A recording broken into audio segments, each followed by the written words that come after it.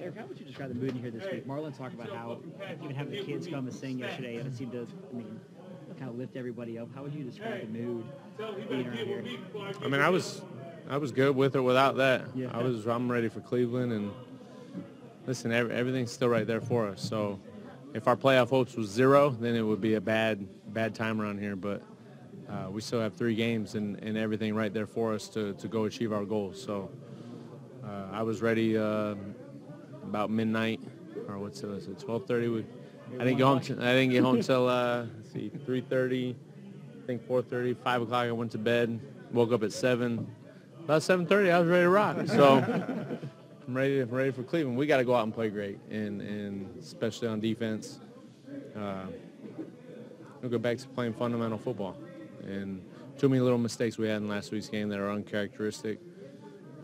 A guy here and there. And when it happened early in the season, we shored it up and played outstanding since then. So we just got to shore it back in, shore it back up, play together, and go get a win. Eric, you've heard the narrative about when the defensive struggle with Jimmy out.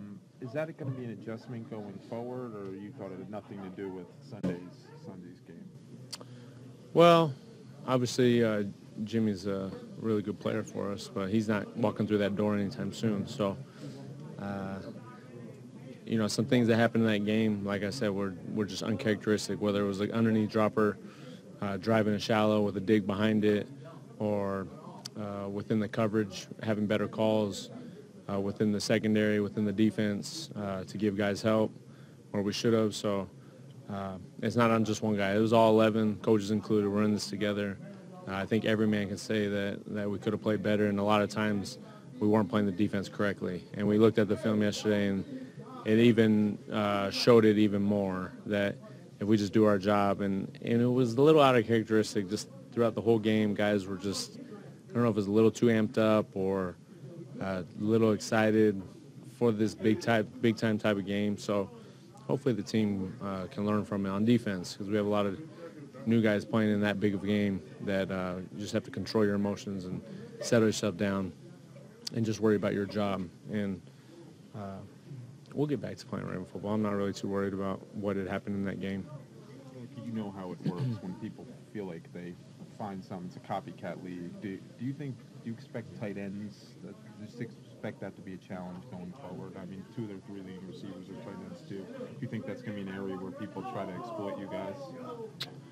I mean, they can if they want. I mean, the tight ends, you can check the film. I don't think they caught many balls in man coverage. So we just have to be better in our match zones across the board. Nickel, both linebackers, corners, and safeties at times when we were down. So when we play man against tight ends, they don't catch the ball. So they could try that. Eric, knowing how hard it is to play at a high level in this league, how impressive has it been to see what Josh Gordon's done after a 3-year layoff? It's pretty amazing, pretty awesome for him to come back and to get his life back.